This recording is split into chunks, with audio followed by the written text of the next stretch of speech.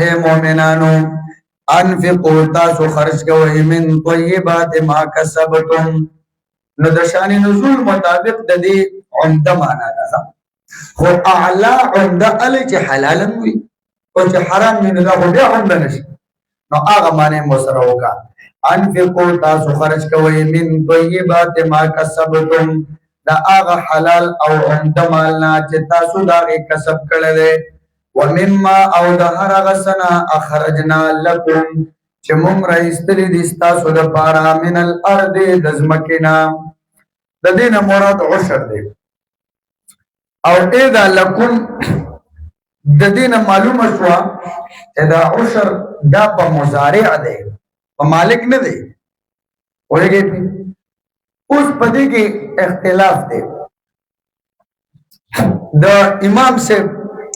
رحمه الله مسلک دا دی چې د عشر یا د نصف عشر د پاره نصاب نه دی مقرر، بس هر هغه څیز چې د ځمکې نه راووته نو په هغې کې عشر لازم دی، او چې ځمکه عشري وي او کم فصل مقصودي وي. دا دوه شرطه یاد ساته، ځمکه څه وي؟ عشري وي، او بل فصل مقصودي وي.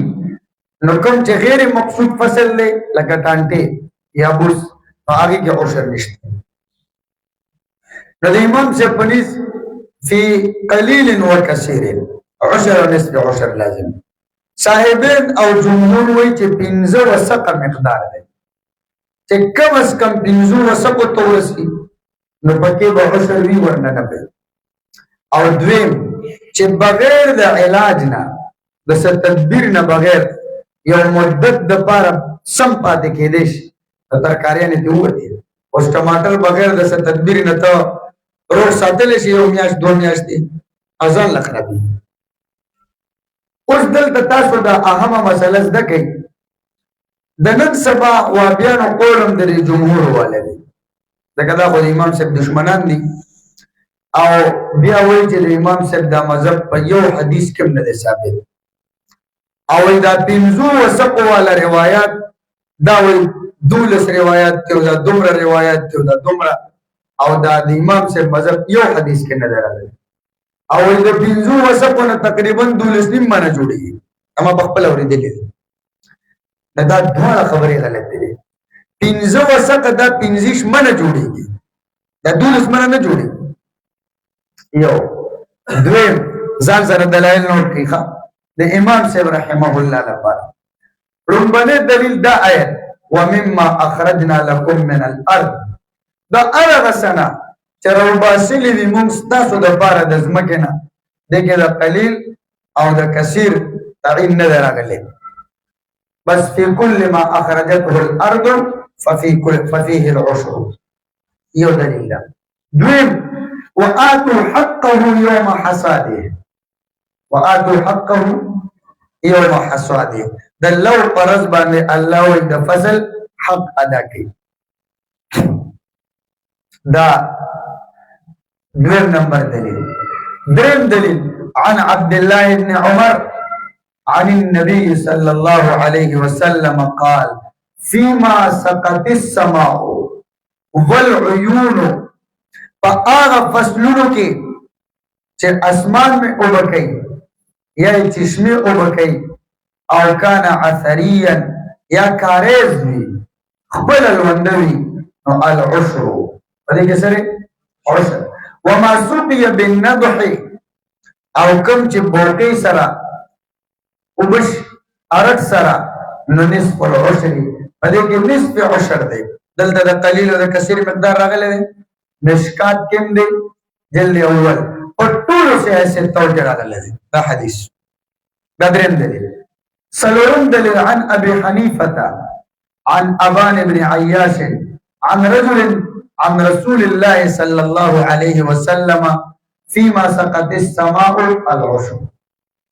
فارغ فصل کی جباران اوبکی اغی کی عشر دی. قلیل کثیر راغی نشتا. وما وفيما سقي بنضح او غرب نصف العشر في قليله وكثيره. تصريح راغلی دی قلیلی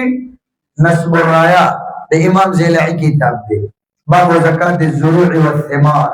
دلتا عن رجل عن رسول الله راغی رجل معلوم دے د دین مراد حضرت انس دے معرف السنن کی علامہ بن نوری سے لکھے رحمه الله دا سوم دلیل پنځم دلیل دو آیت شو درې حدیث نووي نو دا څلورم دلیل پنځم دلیل هغه دا دی ما اخرجته الارض ففيه العشر ما اخرجته الارض ففيه العشر هر هغه چیز چې زمکه را زرغون کا پاغه کې عشر دی که قلیل وي که کثیر وي دا پنځم دلیل شپږم دلیل قال النبي صلى الله عليه وسلم د تطویل د وجه ما سندونه حذف کړي فيما سقط الانهار والغيم العشور چې کم په نهرونو سره وبکیږي یا دریاب وریځو سره په هغه کې العشور عشر دی مسلم جلد اول وایي دي نشپک دلایل د دین علاوه نور دلایل خدا شپږ باندې ما اتفاق کړی اوس د جمهور دلیل سره نو دا غي دلیل عن ابي سعيد الخدري رضي الله تعالى عنه قال رسول الله صلى الله عليه وسلم ليس فيما دون 5 أواق من الورق ليس فيما دون 5 أوسق من التمر صدقه د پنځو وسقونه په کم کې صدقه نشته صدقتون تکراغله وليس فيما دون 5 أواق من الورق صدقه د پنځو او قيون په کم چاندای کې صدقه نشته وليس فيما دون 5 زود من الابل صدقه د پنځو اوخانو نه په کمو کې صدقه نشته بخاری کې دی مسلم کې دا راغلی تاسو په دې په نمونګه ته جواب کو چې په دې کې د صدقاتون ټکي راغلي زمون په احادیثو کې د عشر تشریح ده دغه عشر تشریح ده دلته صدقاتون ټکي راغلي او صدقاتون په باب دا چرشه د دین زکات مراد او په دې باندې محدثینو چې دا روایت ذکر کړل په کوم باب کې ذکر کړل نو باب یما یجب فيه الزکات باب ما یجب د دې لاندې محدثین راړي پته ولګي چې صدقاتون مراد زکات دی او څنګه نه مراد دا یو دویم دې په سروت د دوه جملې نورې دي ليس فيما دون 5 أواق من الورق صدقه ليس فيما دون 5 زود من الابل صدقه په دې دوه کې بل اتفاق صدقاتون په معنا د زکات دی نو په دې لومړی جمله کې په معنا د زکات دا زکات دی اوریږي او د دین مراد مال تجارت ته چې مال تجارت د بنزو وسقونه کم وي د بنزیش تومنونه نو دا په دې کې زکات نشته ځکه په هغه زمانه کې د دې قیمت دا د بنزو او قیو چاندای داغه قیمت نه کم داغه قیمت نه کم او زکات خو به مال تجارت کې علی چې د چاندای قیمت نه ورس تاسو به پوهیږئ کنه اور نو د دې نه مراد زکات دی او دویم جواب دی چې دې کې د بیع العرایا ذکر دی بیع العرایا ذکر دی نو بیع العرایا څه ته وایي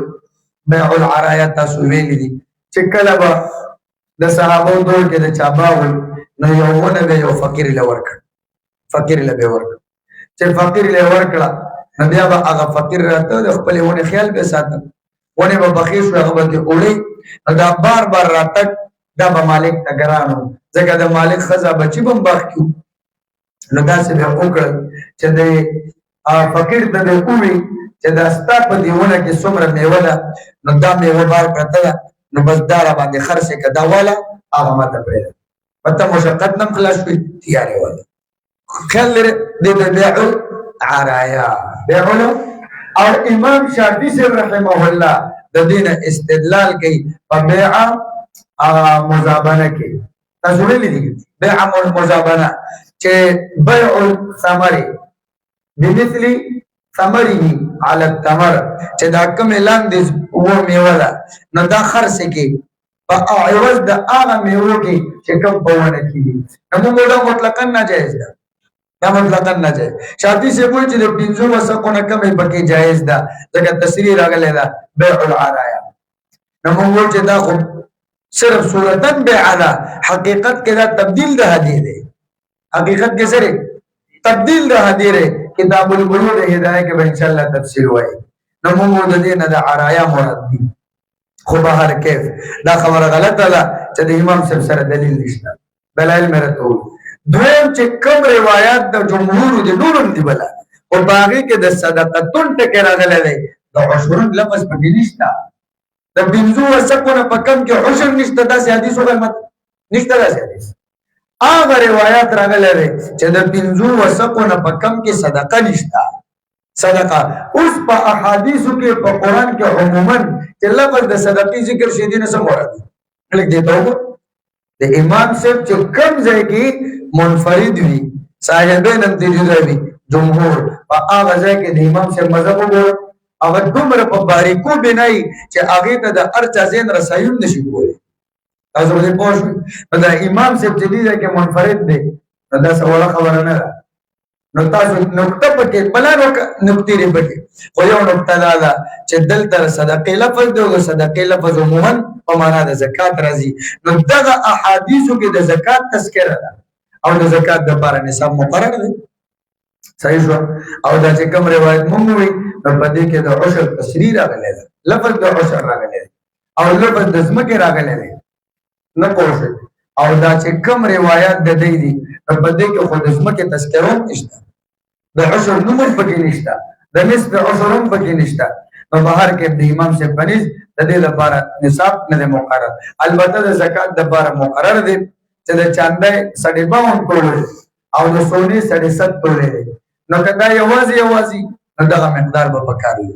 او که نقد پیسې یا مال تجارت وي نو دومره پکار دي چې باغې 52 تولې چاندي وشي. دومره قیمت دا به پکاري.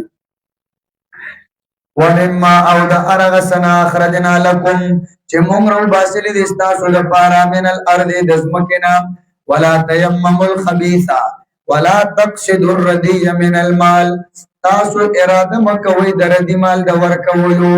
تنفقون چې خرج کوئ ولستم بآخذه حالانکه نه تاسو اغستون کې د دې ردی مال یعنی کس تاسو بچا باندې حق وي او هغه تاسو له هغه حق درکولو کې ردی شراړي نو تاسو یې ناخلئ او که اخلم نو په دې نیت یې لې چې زمړه بدل اسم سره وتل نو دا به وایي په خپل ردی نه قبله او د الله په لار کې ردی او بیکار مال ورکې. ولستم بآخذه او نه تاسو غستون کې د بیکار مال الا ان تغمضوا فيه مگر دا چې تاسو سترګې پټې کوي په دغه ردی مال کې روای خلای چې شم پوښي وکړي. نو دا یو معنا شو. امام قتاده وایي د دې معنا دارکته بازار تلړې او آل تر دې شه ملاوي دونو کې ناله الا کپ بازار کې د هغه سیس کې عمدارو ملاوي دنا نو ته مجبور هغه دی راواله نو دړنی الله وی چې ځان لره دین اخلي زما پلار کې ولې ردی خرج کې. او درې معنا د برا ابن عازب دا رضی الله تعالی عنه هغه فرمایي د دین مراد هدیه ده. تعالی چا ردی شی په تحفه کې هدیه کراړه نو ته هغه اغستو ته تیار نه او چون کې وای دا ورکون کې بخفشي دا هغه خفغان د وجنه په نازلې قبله حسن چې بخپل په نازله قبله الله لار کې ولې ردی ورکه. ولستم بآخذه او نه تاسو غستون کې د دې ردی مال الا ان تغمضوا فيه مگر دا چې تاسو سترګې پټې کوي پدې کې. واعلموا ان الله چې یقینا الله تعالی غنی او مستغنی دی محتاج نه دی حمید استایل شوی دی. الشیطان یعدکم الفقر شیطان تاسو یری الفقر د غریبینا کمال دی ولګو صدقې دی ورکړي غریب بشي. ويأمركم بالفحشاء او حکم کوي تاسو ته د بخل. كل ما ورد في القرآن من الفحشاء فمعناه الزنا الا هذا چې کوم ځای قرآن کې فحشا راغلی دا آلته معنا د زنا ده صرف دا یو ځای د چې دلته معنا د بخل. ويأمركم بالفحشاء او حکم کوي دا الله تاسو ته د بخل شیطان د بخل والله الله تعالی يعدكم وعد کوي تاسو سره برنه يعدكم د وعید نه دا يعدكم دو وعدنا ده والله يعدكم الله وعد کوي تاسو سره مغفرتا منه د بخنه د خپل طرفنا یعنی کته خیراتونه کې صدقات کې زکات ورکه الله وي زبر بخشش کوما وفضلا او د فضل والله واسع عليم الله فراخ له علم والده يؤتي الحكمه من يشاء ورکه الله حکمت ته جوړي حکمت د دې یو معنا ده تحقیقا فی العلم وتدقیقا فيه تحقیق فی العلم سمج پوها او تدقیق دویم معنا ده توفیقا فی العمل د عمل توفیق ته مراد ده دریم معنا ده فهم کتاب الله الله د خپل کتاب فهم ورکي من یشاء چاته چې وغواړي سلورم معنی دا العلم النافع المؤدي الى العمل الصالح د دینه مراد هغه علم نافع ده چې د رسون کې وی عمل صالح طرف ته د دینه مراد ده یو حکمت تاسو معین الفلسفه کې ویل دي څه تعریف مو کړی علم بأحوال أعيان الموجودات على ما هي عليه في نفس الأمر بقدر الطاقة البشرية خلاصه دادا چې د موجودات خارجية او احوال خارجية معلومول دې ته حکمت یا حکمت دو قسم دي او بل حکمت دي بیا دواړه نو ټول څو قسم الکه یاد دې ته تدید دی یقتل حکمتا ورکی اللہ حکمت من یشاو چاہتا چی اغوالی ومن یقتل حکمتا آغا سوچ ورکل شواغت حکمت فقد اوتی خیرا کثیرا نو یقینا ورکل شواغت خیر دیرا وما يذكر الا اولو الالباب نصیحتنا قبلی مگر عقل مند وما انفقتم من نفقة دا اوس تعمیم دی ښه ار نفقه که هغه ریا د پاره اخلاص د پاره شرایط د صحت د بقا پکې وی نوی ټول دې کې داخلي وما او ارغ سیزا انفقتم چې خرج کوي تاسو من نفقه د نفقینا او نظرتم یا نظر من تاسو من نظر د یو نظر نو یا خو نظر اصطلاحي چې ته معلق په یو شی باندې پزان لازم کې او یاد پس معلق کړنی او پزان لازم کې فإن الله يعلم یقینا الله ته معلوم دي دا نو نظر دا هغه چیز جایز ده نمبر اول چې هغه کار جایز وي دا حرام کار نظر نه ده جایز دویم دار چې هغه کار عبادت وي دریم نمبر چې داغه د جنس نه فرض وي جنس نه سلورم دار چې مخکې نه پتا لازم نه اوس کدا کارو چې زما د ماسبخین مسکو نه پتا مخکې نه لازم مخکې نه لازم نه او بل صيغه د نظر براله د الزام صيغه عربه کې علی لله علی فإن الله يعلم يقينا الله تعلم دغه سيزه وما للظالمين او نشتر د ظالمانو لپاره من انصار سود مددگار ان تبدوا الصدقات کدا سو کار کوي صدقه ان تظهروا تعلیما للناس د پاره د تعلیم ورکول انسانانو ته فنعم هي فنعم شيئا هي فنعم شيئا ابداؤها نو ډیر خدای کار کول دغه صدقو وان تخفوها کپټوي تاسو دغه صدقه وتؤتوها الفقراء ورکوي فقیرانو ته فهو فالاخفاء دا پټول د صدقو خير لكم ډیر به تر دې تاسو لپاره نو یو ان تبدوا الصدقات دې کې د ښکارا کولو ذکر راغی وان